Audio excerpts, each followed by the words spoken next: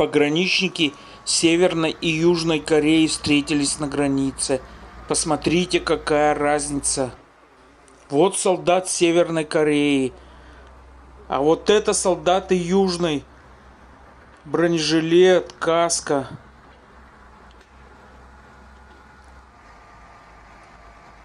Вам никого не напоминают солдаты Северной Кореи?